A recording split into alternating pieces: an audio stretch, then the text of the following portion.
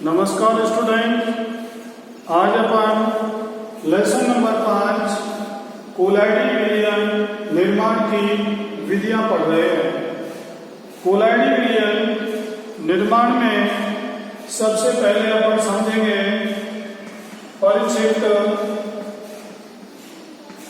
प्रावस्था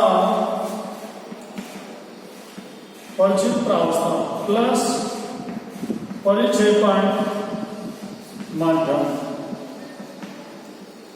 परिक्षेप्त प्रावस्था और परिक्षेपण माध्यम, इन दोनों को मिलाने पर कोलाइडी विलयन का निर्माण होता है।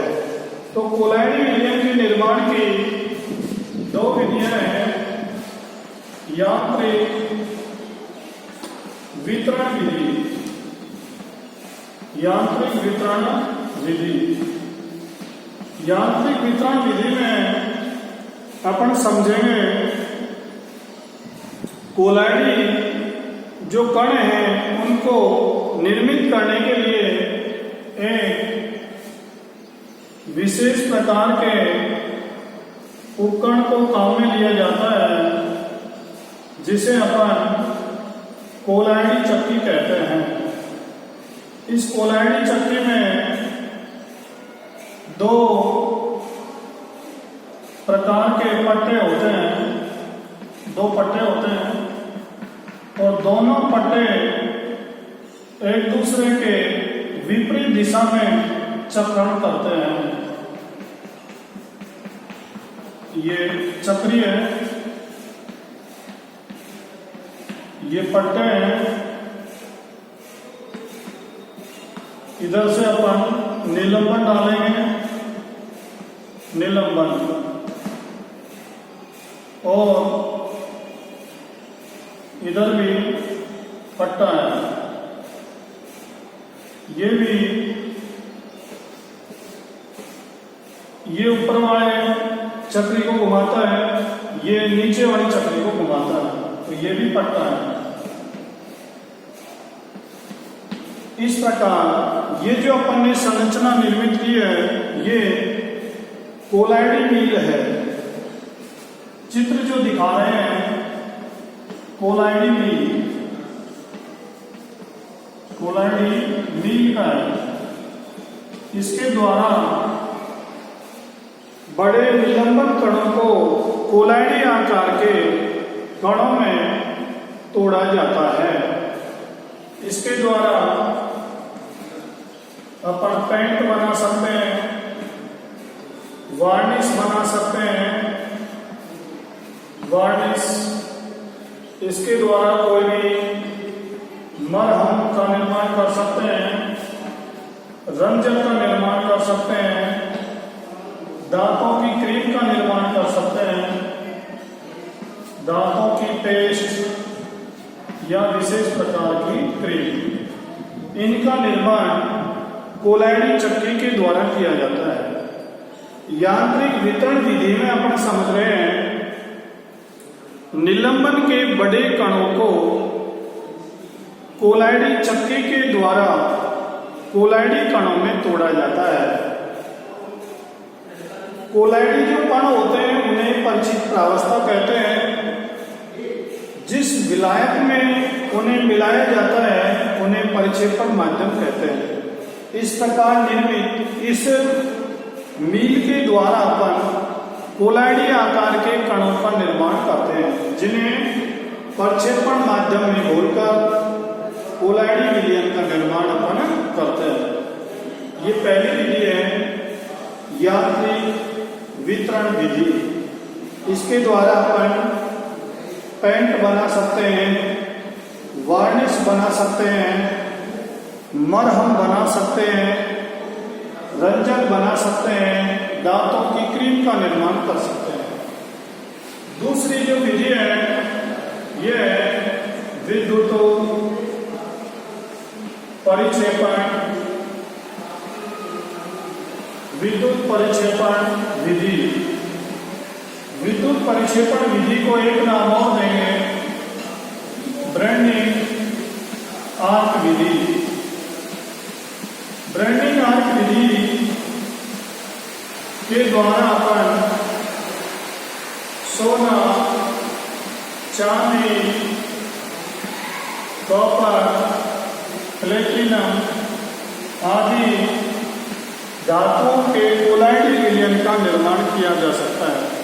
जैसे अपन सोना है, चांदी है, इनको अपन सीधे ही यदि विलयन के रूप में प्राप्त करना चाहते हैं तो इन्हें निर्मित नहीं किया जा सकता। अपन क्या करेंगे, एक पात्र लेंगे, इस पात्र में एक छोटा पात्र लेंगे, इस बाहर वाले पात्र में विभिन्न आकार के बर्फ के टुकड़े रखेंगे। बर्फ के टुकड़े, ये बर्फ के टुकड़े हैं, ये बर्फ है, इन्हें कहेंगे अपन हिमशीत मिश्रण। इसके द्वारा विलयन को ठंडा किया जाता है। अंदर वाले पात्र में अपन जल रखेंगे, अंदर वाले पात्र में अपन जल रखेंगे। इसमें अपन दो धातु की छड़ लगाएंगे। धातु की छड़ कितनी लगाएंगे? दो। जिस धातु का अपन कोलाइड विलयन निर्माण कर रहे हैं उस धातु की दो अपन छड़ों का उपयोग करेंगे, एक प्लस और एक माइनस। जैसे अपन कॉपर का कोलाइड विलयन निर्माण कर रहे हैं तो कॉपर की दो छड़ों का उपयोग करेंगे। इस प्रकार जब इनमें विद्युत धारा प्रवाहित करते हैं तो एक विद्युत आर्क उत्पन्न होती है, इसे कहेंगे विद्युत आर्क।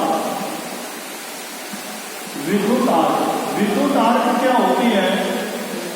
जब प्लस और माइनस की दो छड़ें आपस में एक दूसरे के पास में होती है या संपर्क में होती है तो एक स्पार्किंग, ये एक बहुत तीव्र गति से विद्युत का विसर्जन होता है, जिससे बहुत अधिक मात्रा में ऊष्मा उत्सर्जित होती है। यह ऊष्मा धातु की छड़ों को वाष्प अवस्था में परिवर्तित कर देती है। यह वाष्प समनन की क्रिया के द्वारा लिक्विड में चेंज होती है और प्रक्षेपण माध्यम में घुल जाती है। इसमें कुछ मात्रा में KOH भी मिलाया जाता है। KOH विलयन के स्थायित्व के लिए मिलाया जाता है, क्योंकि परिचित प्रावस्था और प्रक्षेपण माध्यम के बीच प्रतिकर्षण होता है। इस प्रतिकर्षण को कम करने के लिए KOH का उपयोग किया जाता है। इस प्रकार अपन ने विद्युत प्रक्षेपण विधि में, ब्रेंडिंग आर्क विधि में सोना, चांदी, कॉपर, प्लेटिनम आदि धातुओं के कोलाइड विलयन निर्माण का एक तरीका पढ़ा। जिस धातु का अपन कोलाइड विलयन निर्माण करना चाहते हैं उसकी छड़ लेंगे, उनको जल में डुबोएंगे, हिमशीत पात्र में रखेंगे और विद्युत धारा प्रवाहित करेंगे। धातु की गैस बनेगी। यह गैस संघनित होगी और जल में मिलेगी।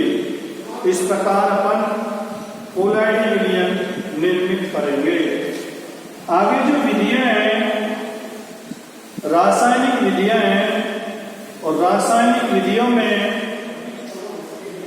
तीसरी विधि है रासायनिक विधि।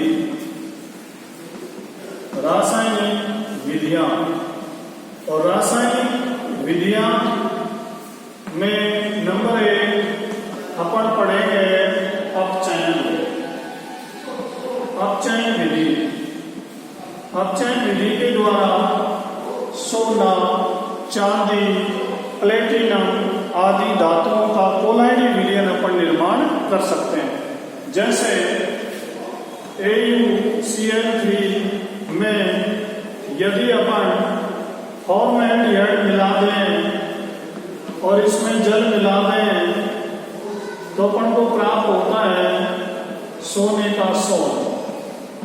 सोने का सोल प्राप्त होता है प्लस फॉर्मिक अम्ल प्राप्त होता है, ये फॉर्मिक अम्ल है, प्लस HCl प्राप्त होता है।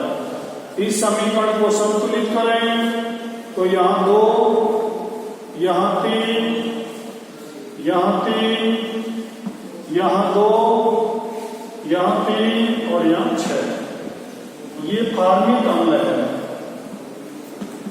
फॉर्मिक अम्ल ये फॉर्मएल्डिहाइड है, फॉर्मएल्डिहाइड।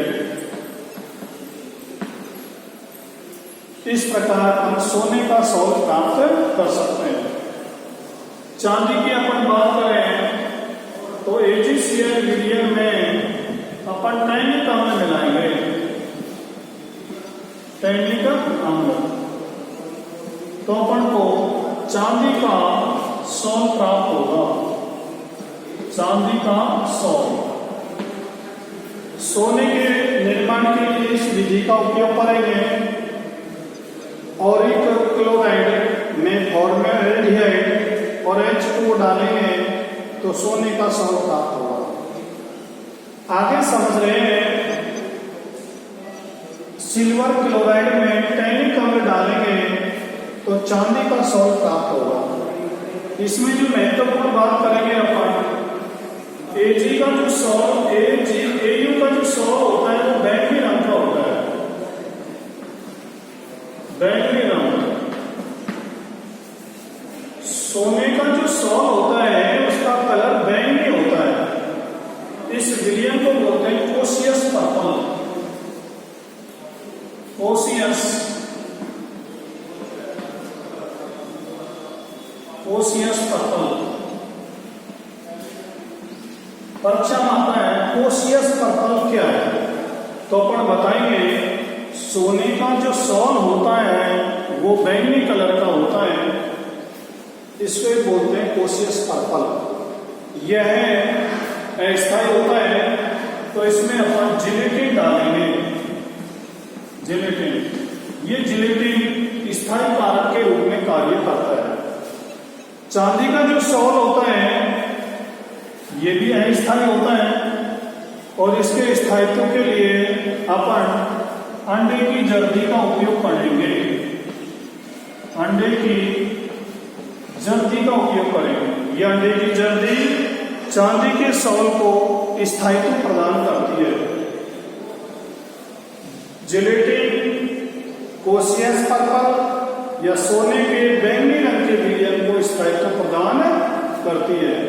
इस प्रकार अपन ने अपचयन विधि के द्वारा सोने और चांदी के कोलाइडी विलयन के निर्माण की विधि पढ़ी। इसका दूसरा भाग पढ़ रहे हैं अपन ऑक्सीकरण विधि। ऑक्सीकरण विधि में पढ़ रहे हैं अपन, जैसे H2S गैस है, इसमें SO2 गैस प्रवाहित करेंगे, H2S और SO2, तो अपन को प्राप्त होगा सल्फर का सोल प्लस H2O। इस समीकरण को बैलेंस करेंगे, 2 यहां लगाएंगे, 3 यहां लगाएंगे और 2 यहां लगाएंगे।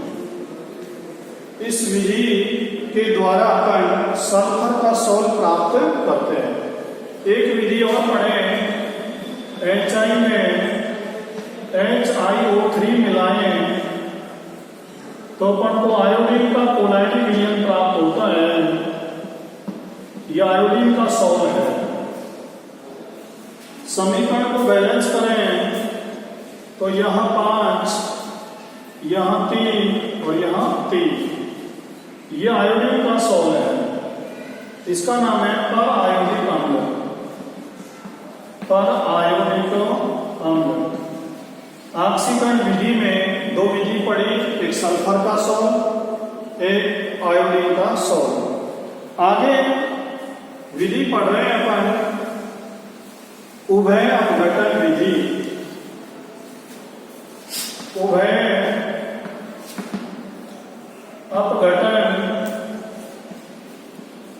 अपघटन विधि। उभय अपघटन का मतलब है एक का ऑक्सीकरण होता है और एक का अपचयन होता है। जैसे AH2O3 में H2S गैस गुजार रहे हैं, AH2S3 प्लस H2O बनता है। समीकरण को बैलेंस करें तो यहां अपन 3 रख देंगे और यहां पर 3 रख देंगे। परीक्षा में पूछा जाता है आर्सेनिक ऑक्साइड में H2S गैस गुजारते हैं तो क्या होता है। अपन को ये बताना है आर्सेनिक ऑक्साइड में H2S गैस गुजारने पर आर्सेनिक सल्फाइड का सोल प्राप्त होता है। अगली विधि है जल अपघटन। जल अपघटन विधि। जल अपघटन विधि के द्वारा अपन लोहे का, क्रोमियम का, एल्यूमिनियम का कोलाइड विलयन निर्माण कर सकते हैं। अपन क्या करेंगे, जैसे FeCl3 है, इसमें अपन जल मिला दें तो अपन को FeOH का होल थ्राइस का सोल प्राप्त होता है। ये जो सोल है ये ऋणावेशित सोल है, ये ऋणावेशित सोल है और ये सोल धनावेशित सोल है। अब इस समीकरण को बैलेंस करेंगे तो 3 यहां लगाएंगे और 3 यहां लगाएंगे। इस प्रकार अपन ने कोलाइडी विलयन निर्माण की 3 विधि पढ़ी। यांत्रिक वितरण, विद्युत परिक्षेपण और रासायनिक विधि। रासायनिक विधि में अपन ने पहला भाग पढ़ा अपचयन, दूसरा भाग पढ़ा ऑक्सीकरण, तीसरा भाग पढ़ा उभय अपघटन, चौथा भाग इसका पढ़ा अपन ने जल अपघटन। उभय अपघटन के द्वारा आर्सेनिक सल्फाइड का ऋणावेशित सोल प्राप्त करते हैं। एक का ऑक्सीकरण होता है, दूसरे का अपचयन होता है। जल अपघटन के द्वारा धनावेशित कोलाइड विलयन निर्माण करते हैं जिसे बोलते हैं फेरिक हाइड्रोक्साइड। इसमें एक पदार्थ का जल अपघटन होता है। इस प्रकार अपन ने जो सोल प्राप्त किया है वो है धनावेशित सोल। आज के लिए इतना ही, धन्यवाद।